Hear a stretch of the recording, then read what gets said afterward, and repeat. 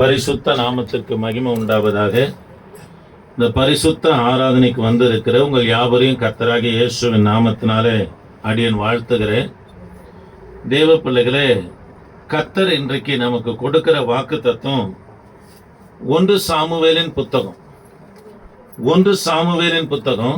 17ஆம் அதிகாரம் 20ஆம் வசனமும் பிற்பாடு 49 50 வரைக்கும் நீங்க வாசித்து பார்ப்பீங்கன்னா நீங்க சத்துருக்களை ஜெயிப்பீர்கள் என்று கர்த்தர் சொல்லுகிறார். ஆமென். தேவ பிள்ளைகளே, 1 சாமுவேலின் புத்தகம் 17ஆம் அதிகாரம் 20ஆம் வசனத்துல அதிகாலையில தாவீது எழுந்தார். 49 50 வரைக்கும் வாசித்து பார்ப்போம்னா ஒரே ஒரு கவன் கல்லால கோலியாத்தை விழும்படியா கர்த்தர் செய்தார். இதுக்கு காரணம் என்னன்னா, அதிகாலையில ஊழியக்காரராக இருக்கட்டும், கர்த்தருடைய பிள்ளைகளாக இருக்கட்டும், விசுவாசிகளாக இருக்கட்டும், யாரெல்லாம் அதிகாலையில எழுந்து ஜெபிக்கிறாங்களோ அவனுடைய காரியங்களை கர்த்தர் ஜெயமாய் முடிப்பார். தானியேலின் காரியம் எப்படி ஜெயமாய் இருந்ததோ அது போல அதிகாலை என்று சொன்னா சூரியனுக்கு முன்பதாக அர்த்தம். எந்த ஊழியக்காரரு, எந்த விசுவாசி சூரியனுக்கு முன்பதாக எழுந்து கர்த்தருடைய சமூகத்துல முழங்கால் படியிட்டு கர்த்தரை பார்க்கிற பழக்கம் இருக்கிறதோ, உங்களுக்கு கண்ணுக்கு தெரியாத எதிரிகளா இருக்கலாம், மறைமுகமாக இருக்கிற எதிரிகளாக இருக்கலாம், நேரடியாக எதிர்க்கிறவர்களாக கூட இருக்கலாம், எல்லாரையும் ஜெயிக்கக்கூடிய கிருபையை கர்த்தர் நமக்கு தருவார். ஆமென். அது மாத்திரமல்ல, என்னாகமம் 23:23 யாக்கோபுக்கு விரோதமான மந்திரவாதமும் இஸ்ரவேலுக்கு விரோதமான குறி சொல்லுதலும் இல்லை என்று சொல்லப்பட்டு இருக்கிறது. நமக்கு விரோதமாய் மந்திரமா இருக்கட்டும், குறி சொல்லுதலா இருக்கட்டும், வாய்க்காம இருக்கணும்னா தேவ பிள்ளையே அவைகள் தோற்று போகணும், அவைகளை ஜெயிக்க வேண்டும் என்று சொன்னா தேவனுடைய பிள்ளைங்க அதிகாலையில எழுந்து செபிக்கணும். அதிகாலையில எழுந்து செபிக்கிறவர்களுக்கு கர்த்தர் என்ன பண்றாராம்? சகாயம் பண்ணுகிறார்னு இருக்குது. ஏன்னா இஸ்ரவேலிலே உயரமானவர் சவுல் ராஜா. சவுலுக்கு கீழே தோள்பட்டை கீழே தான் எல்லாரும் இருப்பாங்க. இஸ்ரவேலே நடுங்குது. இஸ்ரவேலுடைய ராணுவம் சேனையை 40 நாள் அளவும் தொடர் நடுங்குறாங்க கோலியாத்தை பார்த்து. அதிகாலையில எழும்பின 17 வயசு இளைஞனா இருக்கிற தாவீது யுத்த காலத்தை பார்த்ததில்ல. யுத்தத்தை முத போய் பார்க்கிறாரு. கவனிக்கலாம், ஒரே கல்லால கோலியாத்தை வீழ்த்தும்படியான காரியத்தை கர்த்தர் செய்தார். அதனால தேவ பிள்ளைகளை அதிகாலையில ஜெபிக்கும் போது நீங்க சத்துருக்களை ஜெயிப்பீங்க. இதுதான் இன்றைக்கு வாக்கு தத்துவம். நான் எழுந்து கர்த்தருடைய சமூகத்துல காத்திருக்கும் போது 2 மணிக்கு எழுந்தேன். ஜெபம் பண்ணுகிறேன், வார்த்தையே கிடைக்கல. சரியா 3 மணிக்கு 7 பண்டிகை இஸ்ரவேலுக்கு கர்த்தர் கொடுத்தார். இந்த 7 பண்டிகைகளும் வாரம் ஒவ்வொரு பண்டிகை நம்ம பார்க்க போறோம். இன்னைக்கு பார்க்க போகிற பண்டிகை கூடார பண்டிகை. இதை பார்த்துட்டு 3 அதிகாலையை குறித்து உங்களோடு பேசும்படியா கர்த்தரை ஏவினபடினால பேச போகிறேன். கேளுங்க, கர்த்தர் உங்களை ஆஸ்வதிப்பார். ஆமென். சரி, கூடார பண்டிகை மூல மொழியில ஷெகா அப்படின்னு கொடுக்கப்படுது. CUKKAH ஷெகா அப்படின்னு சொன்னா குடிசை என்று பொருளாக இருக்கிறது. இது எப்போ, எந்த நாட்களில் இந்த கூடார பண்டிகை அதாவது அனுசரிப்பாங்கன்னா, யூத காலண்டரின்படி 15ஆம் தேதி 3 மாதம் 15ஆம் தேதி இது 7 நாள் அளவும் இந்த கூடார பண்டிகை அனுசரிப்பாங்க. நம்முடைய காலண்டரின்படி செப்டம்பர் மாதம் 29 அக்டோபர் 5 வரைக்கும் 7 நாள் அளவும் இந்த கூடார பண்டிகை அனுசரிப்பாங்க. எல்லாரும் நல்லா கவனிக்கணும். எதற்காக கர்த்தர் இந்த கூடார பண்டிகை ஏற்படுத்தினார் என்று சொன்னா, எகிப்துல இருந்து இஸ்ரவேல் ஜனங்க புறப்பட்டு வராங்க. அவங்களுக்கு மேக ஸ்தம்பமும் அக்னி ஸ்தம்பமும் இஸ்ரவேல் ஜனங்களுக்கு கர்த்தர் கூடாரமாக மாற்றி கொடுத்தார். பகல்ல வராங்க, மேக ஸ்தம்பமும் ஏர் கண்டிஷன்ல வர மாதிரி குளிர்ச்சியாக கர்த்தர் கொண்டு வரார் 40 வருஷம் அளவும். இரவுல அக்னி ஸ்தம்பமும் வெளிச்சத்துல வெதுவெதுப்பான நிலையில இவங்களை கொண்டு வருகிறார். பள்ளமேடு பார்த்து நடப்பதற்கு வெளிச்சம் கர்த்தர் நம்ம உண்டாக்கி இவங்களை கொண்டு வராரு. எங்க கர்த்தருடைய மேகஸ்தம்பம் இறங்குறதோ அங்க முதலாவது என்ன செய்வாங்கன்னா, ஆசாரிப்பு கூடாரத்தை போட்டு இந்த சைடு கிழக்கே 3 கோத்திரம், மேற்கே 3 கோத்திரம், வடக்கே 3 கோத்திரம், கிழக்கே 3 கோத்திரம் சொல்லி அந்த கோத்திரங்கள் வாயிலாக அதை கூடாரம் விட்டு காணப்படுவாங்க. இதை தான் என்னாகமும் 24ஆம் அதிகாரத்துல பேழையம் மந்திரவாதி சொல்றாரு, யாக்கோப்புடைய கூடாரம் எப்படி இருக்குதான், அழகா இருக்கிறது என்று சொல்லுகிறார். ஆமே. தேவ பிள்ளைகளே, 40 வருஷம் இவங்க வனாந்தரத்திலிருந்து வரும்போது எங்கெல்லாம் மேகஸ்தம்பம் இறங்குகிறதோ தற்காலிகமான ஒரு கூடாரத்தை அமைத்து தங்கி பிற்பாடு மேகஸ்தம்பம் எழும்பும் போது அங்கிருந்து இஸ்ரவேல் ஜனங்க நம்ம புறப்பட்டு வருவாங்க. அல்லேலூயா. மரக்கிளைகளை வெட்டி முக்கியமான பொருட்களை கூடாரங்கள்ல கொண்டு போய் என்ன பண்ண செய்வாங்க. இது இவங்க கானானுக்கு வந்து சேர்ந்த பிற்பாடு இந்த கூடார பண்டிகை கர்த்தர் என்ன பண்ண அனுசரிக்க சொல்றார். காரணம் என்னன்னா, கர்த்தர் நடத்தி வந்த நாட்களை இவங்க என்ன பண்ணக்கூடாது, மறக்கவே கூடாது என்பதற்காக ஆண்டவர் என்ன செய்தார்னா, மோசே மூலியமாக இந்த பிரமாணத்தை கொடுக்கிறார். கானானுக்கு வராங்க, ஆசாரிப்பு கூடாரத்துக்கு வருவாங்க. இந்த கூடார பண்டிகை நாட்கள்ல தங்கள் வீடுகளை விட்டு முக்கியமான பொருட்களை கொண்டு வந்துருவாங்க. கொண்டு வந்து ஆசாரிப்பு கூடாரத்தை சுற்றிலும் 12 கோத்திரத்தாரும் முழு இஸ்ரவேல் ஜனங்களும் கூடாரம் போட்டு கூடாரத்துல படுத்திருந்து போயிட்டு கர்த்தருக்கு என்ன பண்ண அனுசரிப்பாங்க. அதற்கு தேவையான பழங்களை எங்க போய் எடுப்பாங்கன்னா, கவனிக்கிறீங்களா, மோரியா மலையில போயிட்டு மோரியா மலையுடைய பழமா இருக்கட்டும், கனியா இருக்கட்டும், அந்த மலையில விளைகிற எல்லா பொருட்களும் அவ்வளவு சுவையாக இருக்கும். அதனால கர்த்தருக்கு நேர்த்தியான பொருளை கொண்டு வந்து கர்த்தருக்கு ஆராதனை செய்யும்படி மோரியா மலைக்கு போவாங்க. ஆனா அங்க ஒரு மரம் இருக்குது, மறுமரம்னு ஒரு மரம் இருக்குது. பார்த்தா பச்சை பசுன்னு செழிப்பா இருக்கும். திராட்சை பழங்களை போல நல்லா காயா காய்ச்சிருக்கும். ஆனா ஒரு காகமும் ஒரு பறவையும் அந்த மரத்துல போய் கூடு கட்டாது, அந்த பழத்தையும் சாப்பிடாது. ஒருவரும் அந்த இடத்துல போகவும் மாட்டாங்க. காரணம் என்னன்னா, அது வேர் முதற்கொண்டு பழம் முதற்கொண்டு காய் கனி இலைகள்ல இருந்து எல்லாமே கசப்பாய் காணப்படும். இஸ்ரவேல்ல அதை சாபத்துக்குரிய மரமாக எண்ணினாங்க. அதனால எல்லாரும் எங்க போவாங்க, எல்லா பழங்களும் கொண்டு வந்து ஆசரிப்பு கூடாது பண்டிகைக்கு அதை படைச்சு பழங்களை படைச்சு கர்த்தருக்கு ஆராதனை செய்வாங்க. ஆனா இந்த மரத்துடைய பழத்தை மாத்திரம் எடுக்கவே மாட்டாங்க. அந்த மரத்தை குறித்து சரித்திர குறிப்புகள் சொல்லப்படாது. தேவனை நோக்கி கேட்டுதான், ஆண்டவரே எல்லா மரத்துடைய பழமும் கனியும் கொண்டு போயிட்டு உமக்கு படைச்சு ஆராதனை செய்தாங்க. என்ன நீங்க தான் படைச்சிங்க. என்னில நல்ல கொழுமையான கனிகள் இருந்தாலும் ஒருத்தரும் என்னை வந்து பறிக்கிறதும் இல்லை. பிற்பாடு ஒரு காகமும் பறவையும் வந்து என்னில கூடு கட்டவும் மாட்டுது, ஒரு பழமை எடுக்க மாட்டேன்னு சொல்லி நாளுக்கு நாள் இது அழியும் போது அந்த மறுமரத்துடைய தோள்கள் எல்லாம் விடித்து பிசினி வர ஆரம்பித்தது. அந்த வழியா போகிறவங்க பிற்பாடு மோரியா மலையில பழங்களை பறைக்கிறவங்க, இந்த வாசனை இது வரைக்கும் நம்ம கேட்டதே இல்லையோ, நுகர்ந்ததே இல்லையே, எங்க இருந்து வருகிறது என்று சொல்லி மோரியா மலையை சுற்றிலும் வராங்க. போயிட்டு அவங்க பறிக்கிற மரத்துடைய கனிகள் எல்லாம் மோந்து பார்க்கறாங்க, நுகர்ந்து பார்க்கறாங்க. ஒண்ணுமே தெரியல. கடைசியா வந்து இந்த மறுமரத்துடைய அந்த பிசினியை முகர்ந்தா அவ்வளோ வாசனையா காணப்பட்டது. அதை தான் கொண்டு போயிட்டு என்ன செய்தாங்கன்னா, காய வச்சு இடித்து அதை பவுடராக்கி ஆசாரிப்பு கூடாரத்துல வாசனை காட்டுகிற வெள்ளை போலமாக அதை தயார் செய்தாங்க. ஆமே. சரி, கர்த்தருடைய வார்த்தை கவனிப்போம் தேவ பிள்ளைகளே. 40 வருஷம் வனாந்தரத்துல கர்த்தர் நடத்தி வந்ததை நினைவு கூறும்படியா இந்த கூடார பண்டிகை கர்த்தர் நம்மளை ஏற்படுத்தினார். நாட்கள் கடந்தது. சாலமோன் பிரம்மாண்டமான தேவாலயத்தை கட்டினார். இது வரைக்கும் தேவாலயத்துல அமர்த்தின வேலை பணியாட்கள் எந்த கட்டடத்துக்கும் அமர்த்தல. சரித்திர குறிப்புகள் சொல்லப்படுகிறது.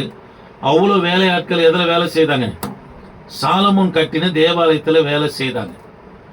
கவனிப்போம் தேவ பிள்ளைகளே, தேவாலயத்துடைய பணியெல்லாம் முடிஞ்சிருச்சு. எல்லாரும் சொல்றாங்க, ஐயா சாலமோன் ராஜாவை பார்த்து சொல்றாங்க, அரசரே உங்களுடைய பிறந்த நாட்கள்ல நீங்க ஆலய பிரதிஷ்டை திறப்பு விழா வைப்பீர்கள்னா உமக்கு அநேக வெகுமதிகள் வந்து சேரும்.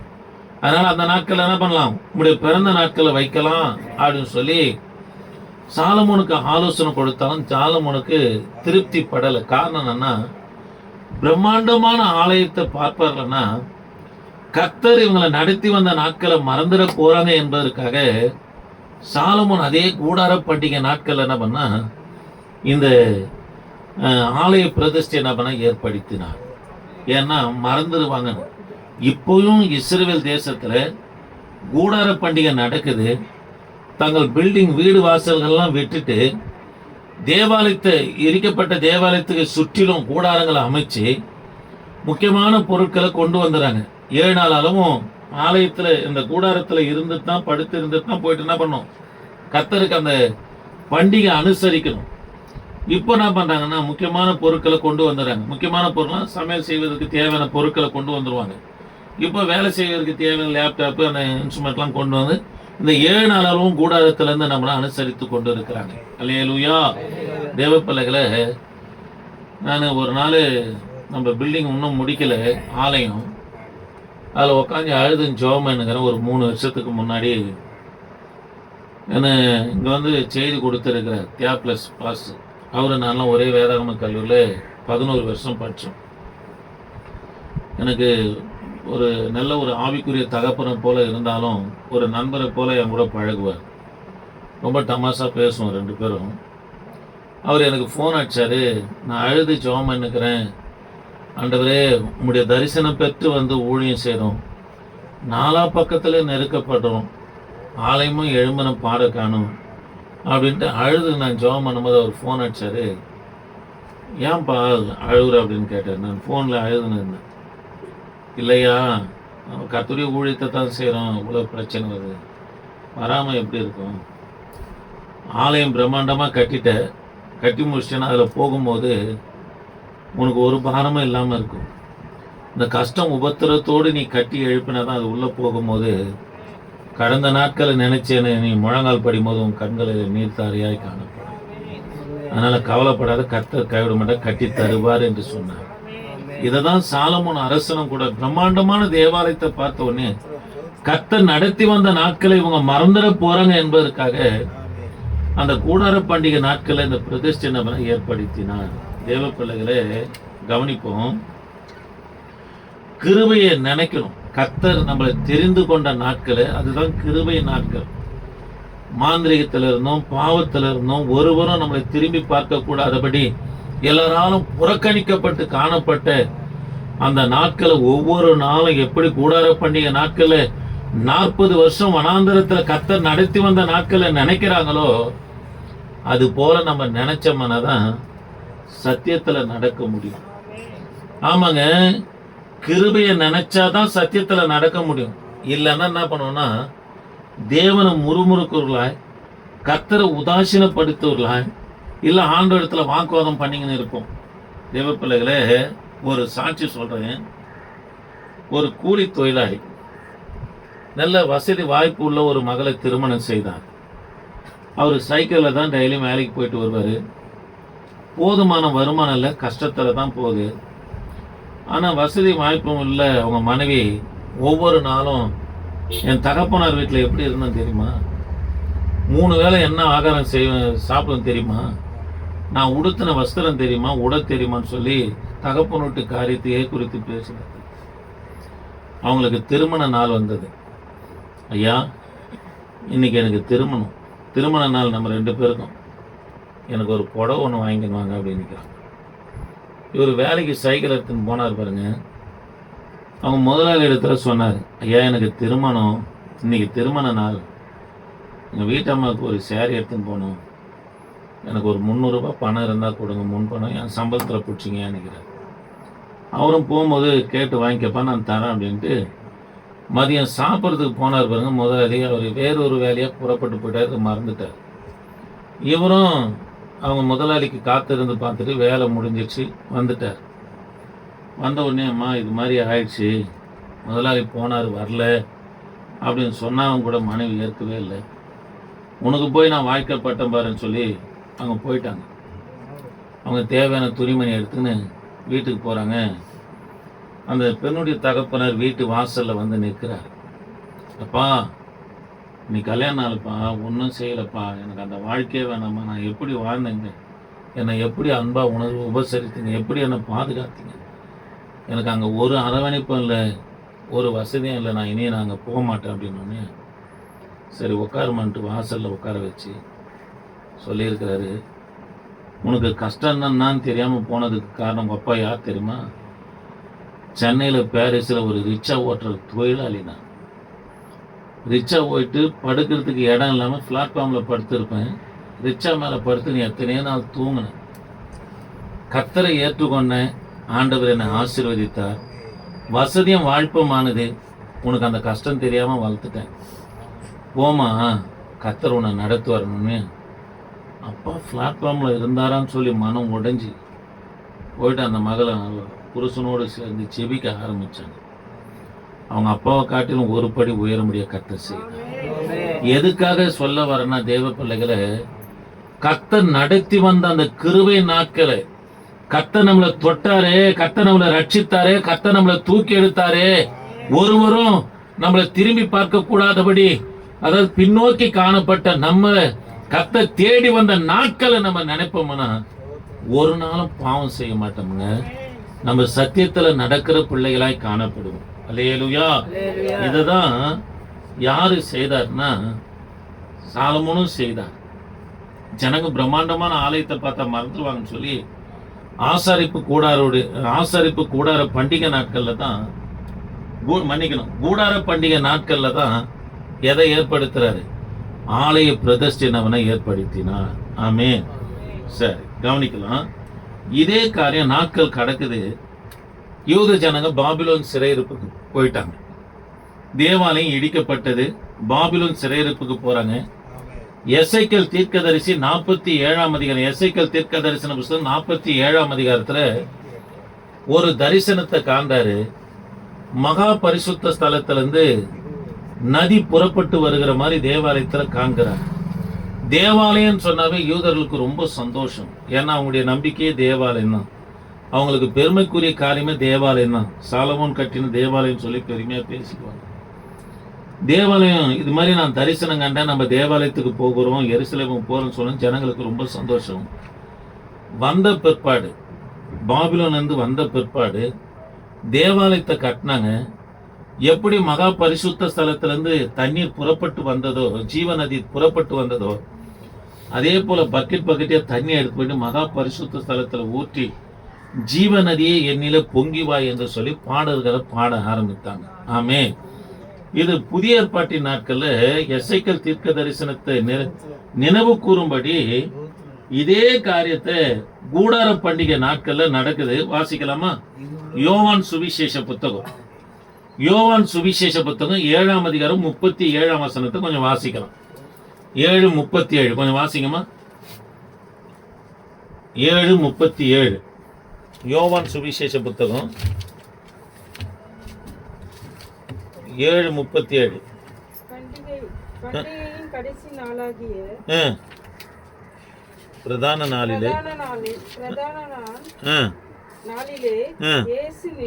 இயேசு நின்று, கவனிக்கலாம், நானே வாசிக்கிறேன்.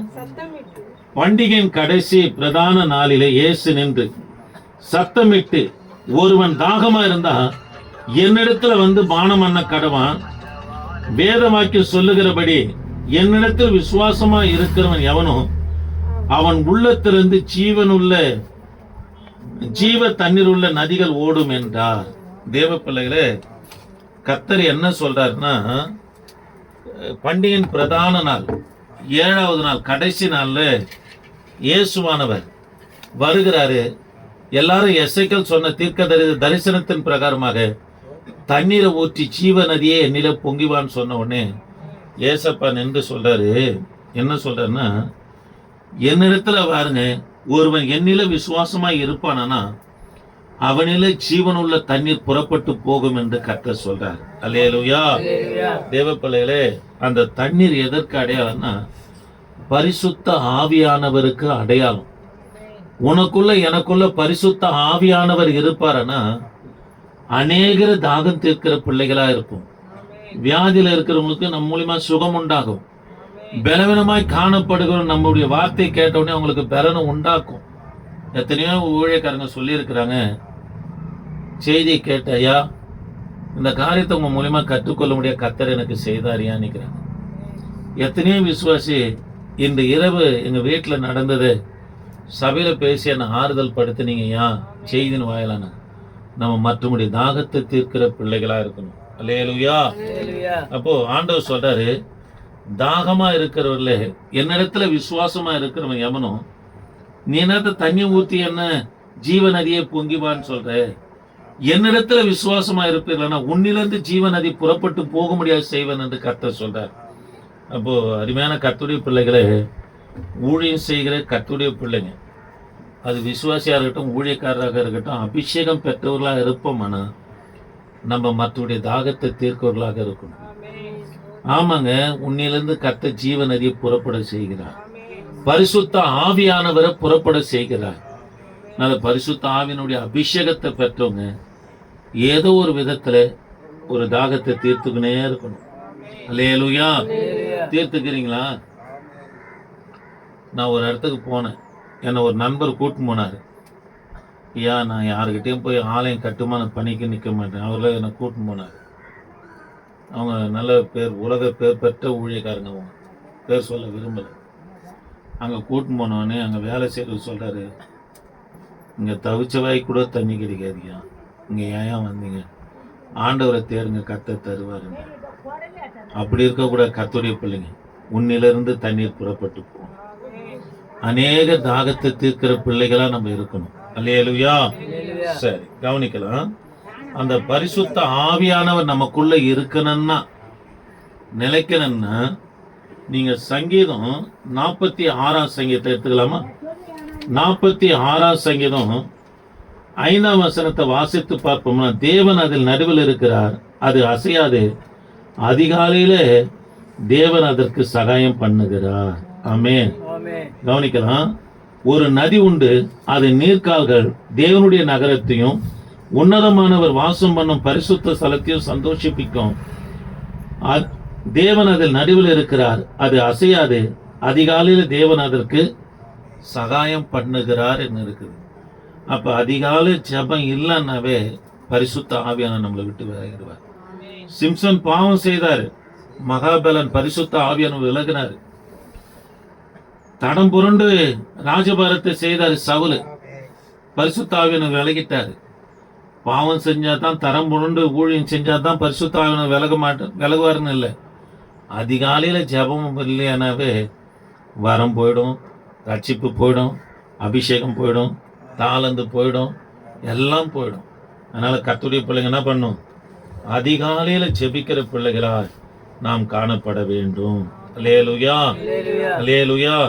சரி, கவனிக்கலாம். நான் இன்னொரு காரியத்தை சொல்லி ஒரு 3 அதிகாலை என்ற தலைப்புல நம்ம கர்த்தருடைய வார்த்தையை பார்க்க போறோம். எல்லாரும் கர்த்தருடைய வார்த்தையை கவனிக்கலாம். இந்த 7 நாள் அளவும் ஒவ்வொரு நாளைக்கு எவ்வளவு பலி செலுத்துவாங்க என்பதை உங்களுக்கு சொல்றேன், கவனிக்கலாம். முதலாம் நாள் 13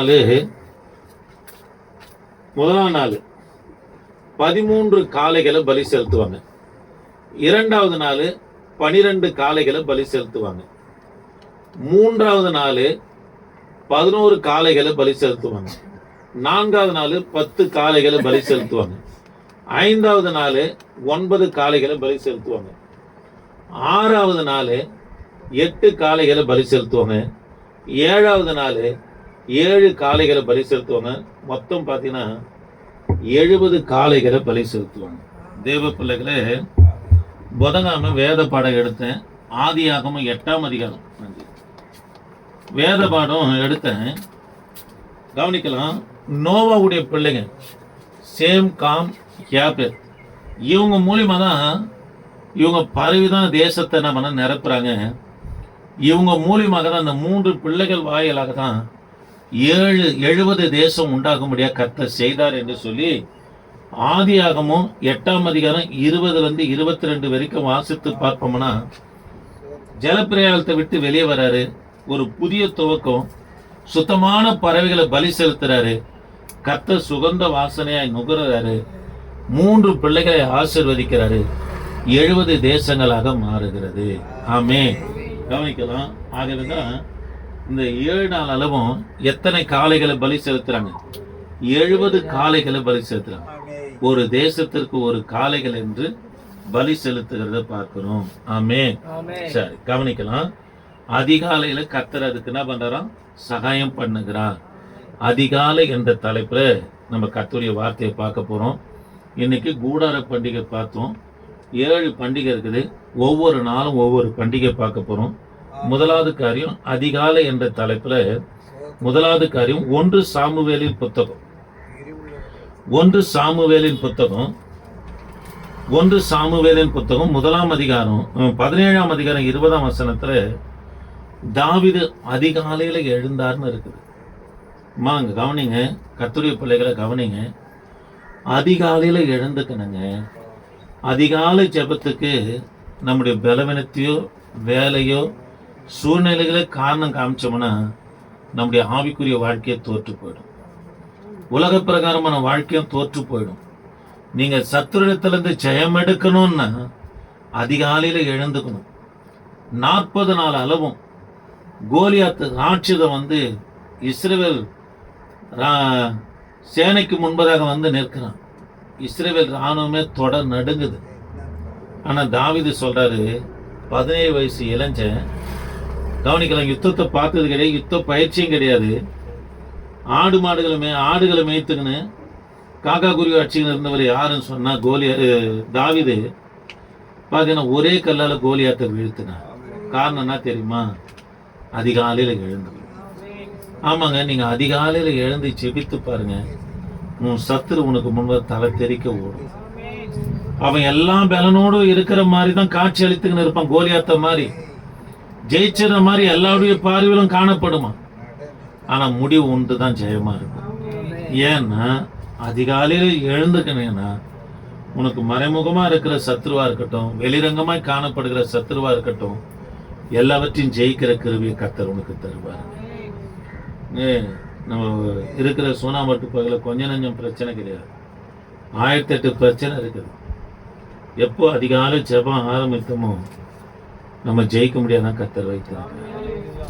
ஆமாங்க, டெய்லி 5லேருந்து 6 வரைக்கும் சபையில் ஜெபம் நடக்குது. அது மாத்திரம் இல்லாமல் காலையில் 2 மணிக்கு மேலே நான் தூங்கவும் மாட்டேன். கரெக்டாக 2 மணிக்கெலாம் என் ஜெப அறைக்கு போயிடுவேன். ஒரு முறை கொஞ்சம் அசதியாக தூங்கிட்டேன். ஒரு 3 மணி என் பொண்ணு எந்த ஆச்சரியமாக கேட்டுச்சு, அப்பா நான் தூங்குறாரு. அதனால் தேவ பிள்ளைகளை அதிகாலையில் நீங்கள் எழுந்து போயிருக்கலன்னா நீங்கள் சத்துருக்களை ஜெயிப்பீங்க. ஆமே. சரி, இரண்டாவது காரியம் நீதிமொழிகளின் புத்தகம். அதிகாலையை தேடியும் கர்த்தரை காண மாட்டீங்கன்றார். நீதிமொழிகளின் புத்தகம் 2வது காரியம் நீதிமொழிகளின் புத்தகம் 1ஆம் அதிகாரம் 28ஆம் வசனத்தை கையில் எடுத்துக்கலாமா? நீதிமொழிகளின் புத்தகம் 1ஆம் அதிகாரம் 28 என் கூட எடுத்துங்க. 28 எடுத்துங்க. 28 கவனிக்கலாம், நான் வாசிக்கிறேன். அப்போது அவர்கள் என்னை நோக்கி கூப்பிடுவார்கள், நான் மறு உத்தரவு கொடுக்க மாட்டேன். அவர்கள் அதிகாலையில் என்னை தேடுவார்கள், என்னை காண மாட்டார்கள் என்று சொல்றார். அதிகாலையில தேடினா கூட என்னை காண மாட்டாங்கன்றார். யாரு அதிகாலையில தேடியும் கர்த்தரை காண மாட்டாங்க, சத்துருடத்திலிருந்து ஜெயம் எடுக்க மாட்டாங்கன்னா கவனிக்கலாம். கர்த்தருடைய வார்த்தையை கவனிக்கலாம். 25 இருக்குது பாருங்க. 25 வாசிக்கிறேன், கவனிங்க. 25 நீதிமொழிகளின் புத்தகம் 1ஆம் அதிகாரம் 25. என் ஆலோசனைகள் எல்லாம் நீங்க தள்ளி என் கடிந்து கொள்ளுதலை வெறுத்தீர்கள். ஆகையால் நானும் ஆபத்துல நகைத்து நீங்க பயப்படும் காரியம் வரும்போது ஆகடியம் பண்ணுவேன் என்று சொல்லுகிறார். அல்லேலூயா. தேவ பிள்ளைகளை கவனிக்கலாம். யாரு அதிகாலையில தேடினாலும் கூட கர்த்தரை காண மாட்டாங்க அப்படின்னு நான் அதிகாலையில ஜெபிக்கிறேங்க. ஒன்றும் பதில் வந்த மாதிரி இருக்குல்ல, எல்லாமே அடைக்கப்பட்ட வாசலா இருக்குது, ஒரு ஆசீர்வாதமும் இல்லை, வெறுமையை தான் பார்க்குறேன்னு சொல்றீங்கன்னா நம்ம என்ன தவறிட்டோன்னு சொன்னால் தேவ பிள்ளைகளே கடிந்து கொள்ளுதல வெறுக்கவர்களாய் காணப்பட்டோம். இதான் சொல்ல, என்ன ஆலோசனையை தள்ளி ஆண்டவர் சபையில் உட்காரும் போது ஏன் வாரம் கர்த்தருடைய வார்த்தையை கேட்கணும்? இது தேவனுடைய ஆலோசனை. ஆசீர்வதிக்கிறதாகவும் வரும், எச்சரிப்பாகவும் வரும், செய்யாதன வரும், கடிந்து கொள்ளுதலாகவும் வரும். இந்த ஆலோசனையை தள்ளிட்டு நான் கர்த்தர்கிட்ட தான் இருக்கிறேன்னு சொல்லி அதிகாலையில் போயிட்டு முழங்கால் படிட்டேன்னா கர்த்தரை காணவே முடியாதுங்க. அல்லேலூயா. அதிகாலையில தேடி காண முடியாம போடுறதுக்கு காரணம் என்னன்னா கர்த்தருடைய ஆலோசனை தள்ளிட்டாங்க. அவர் கடிந்து கொள்ளுதல் என்ன பண்ண வெறுத்தாங்க. தாவீது சொல்றாரு சங்கீதத்துல, நீதிமான் என்னை தயவாய் கொட்டட்டும், அது என் தலைக்கு என்னவா இருக்குது, எண்ணெயை போல இருக்குது. ஒரு ஊழியக்காரன் கர்த்தருடைய பிள்ளைகளுடைய கடிந்து கொள்ள நம்முடைய தலைக்கு எப்படி இருக்குன்னா அபிஷேக தைலத்தை போல இருக்கும். அல்லேலூயா. அந்த அபிஷேக தைலமாய் நீங்க உணர்வீர்களானா உண்மையாலுமே சொல்றேன், அதிகாலையில் நீங்க கர்த்தரை காண்பீங்க. இல்ல கடிந்து கொள்ளுதல நான் கர்த்தருடைய ஆலோசனை தள்ளிடுவேன், அவர் கடிந்து கொள்ளுதல நான் ஏற்க மாட்டேன்னா அதிகாலையில கர்த்தரை தேடினாலும் கூட நம்ம யாரை காண மாட்டோம், தேவனை காண மாட்டோம். ஆமே. அல்லேலூயா. மூன்றாவது காரியம் 1 சாமுவேலின் புத்தகம் 1 அதிகாரம் எடுத்துங்க. 1 19 வசனம் பாருங்க. 19 வசனம் 1 அதிகாரம் 1 எடுத்துக்கிறீங்களா? 19 என்னோட கூட திருப்பிங்க. அவர்கள் அதிகாலையில் எழுந்து கர்த்தரை பணிந்து கொண்டு ராமாவில் இருக்கிற தங்கள் வீட்டுக்கு திரும்பினார்கள். எல்கனா தன் மனைவியை அண்ணால அறிந்தான், கர்த்தர் அவளை நினைத்தருளினார். ஆமென். தேவ பிள்ளைகளே, முதல் காரியம், அதிகாலையில் எழுந்துக்கும் போது நீ சத்துருக்களை ஜெயிக்க கவனிக்கலாம். 2வது, அதிகாலை தேவனை தேடி காண மாட்டேன்றார். எப்பன்னா அவருடைய ஆலோசனையை தள்ளிட்டோம், அவர் கடிந்து கொள்ளுதலை வெறுக்கிற பிள்ளைகளாக இருப்போம்னா போதக சிச்சை தான் ஜீவ வழி. சிச்சையை வெறுத்துட்டே அப்படின்னா உனக்கு நரகம் தான்ன்றார். 3வது தேவ பிள்ளையே, அதிகால ஆராதனை கர்த்தர் உன்னை நினைப்பார். ஆமாங்க. அண்ணாலம்மா அதிகாலையில சீலோவில் இருக்கிற ஆசரிப்பு கூடாரத்தில் போயிட்டு கர்த்தரத்துல தன் இருதயத்தை ஊற்றி செபித்தாங்க. ஆண்டவர் நினைத்தார். மலடியா எண்ணப்பட்ட அண்ணாளுக்கு பிள்ளைகளை ஆண்டவர் கொடுத்தார். அதனால ஆண்டவர் நம்மளை நினைக்கணும், நம்ம வேண்டுகிற காரியத்தை பெறணும் அப்படின்னா அதிகாலையில கர்த்தருடைய பிள்ளைங்க யாரை தேடணும், கர்த்தரை தேடுகிற பிள்ளைகளா இருக்கணும். ஆமென். அல்லேலூயா. அல்லேலூயா. சரி, கவனிக்கலாம். கர்த்தருடைய வார்த்தை கவனிக்கலாம். 3 காரியங்களை பார்த்தோம். அதிகாலையில் எழும்பீர்களானா சத்துருக்களை ஜெயிப்பீங்க. அதிகாலையில் எழுந்தோம் காணாம கர்த்தரை காண முடியலன்னா நம்ம யார் பிரகாரம் நடக்கலை, கர்த்தருடைய ஆலோசனை கேட்கலை, அவர் கடிந்து கொள்ளுதலை நம்ம வெறுத்தோம்னா அதிகாலையில் தேடி அவரை காண மாட்டோம். 3வது, அதிகாலையில் அண்ணாலம்மா ஆராதனை செய்தாங்க. மலடி எண்ணப்பட்டவங்க 7 பிள்ளைகளை பெற்றெடுக்கும்படி கர்த்தர் செய்தார். அதனால் அதிகாலையில் எழுந்துக்கினீங்கன்னா கர்த்தர் உங்களை நினைப்பார், உங்கள் தேவைகளை நினைப்பார். அல்லேலூயா. உங்களுக்கு வேண்டியதை கர்த்தர் தருவார். முழங்கால் படியில்லாமா? திருவிருந்துக்கு ஆயத்தமாக இருக்கிற பிள்ளைங்க, கர்த்தருடைய பிள்ளைங்க வந்து முழங்கால் படிடுங்க. ஜெபித்து முடிக்க போகிறோம். திருவிருந்து கொடுத்துட்டு, தேவனே நாங்கள் உம்மை துதிக்கிறோம். நாராயண பங்கெடுத்த ஒவ்வொரு பிள்ளைகளுக்காய் ஸ்தோத்திரம், திருவிருந்துக்காய் ஸ்தோத்திரம். திருவிருந்தில் எடுத்த பிள்ளைகள் ஆண்டவரே, மேலான நம்முடைய வருகைக்கு ஆண்டவரே பங்கு பெற கர்த்தர் நீங்க உதவி செய்யுங்க. எப்படி வார்த்தை கேட்டது போலவே அதிகாலையில் எழுந்து செபித்து ஆண்டவரே அப்பா சத்துருக்களை ஜெயிக்கிற கிருபையை தாங்க. அன்றாடம் தேவைகளை சந்திங்க. அப்பமும் தண்ணீரும் குறைபடாத கொடுங்க. வாகனத்தை ஓட்டுகிற வாகனத்தில் பிரயாணம் பண்ணுகிற பிள்ளைகளுக்காய் ஸ்தோத்திரம். கல்வி அந்த கல்லூரிக்கு போகிற பிள்ளைகளுக்காய் ஸ்தோத்திரம். அது மாத்திரம் இல்லை, கழனி காடுகளுக்கு போகிற பிள்ளைகளுக்காய் ஸ்தோத்திரம். எல்லா இடங்களிலும் அது சமூகம் இருந்து பிள்ளைகளை பாதுகாக்கட்டும். தொடர்ந்தும் அது கரை இருக்கட்டுங்க. இயேசு நாம் துச்சுபிக்க நல்ல பிதாவே, ஆமென். என் ஆத்துமாவே கர்த்தரை ஸ்தோத்திரி, என் மூலமே கர்த்தரை பரிசுத்தம். என் ஆத்துமாவே கர்த்தரை ஸ்தோத்திரி, அவர் செய்த சகல பலனும். ஆமென். அல்லேலூயா அல்லேலூயா அல்லேலூயா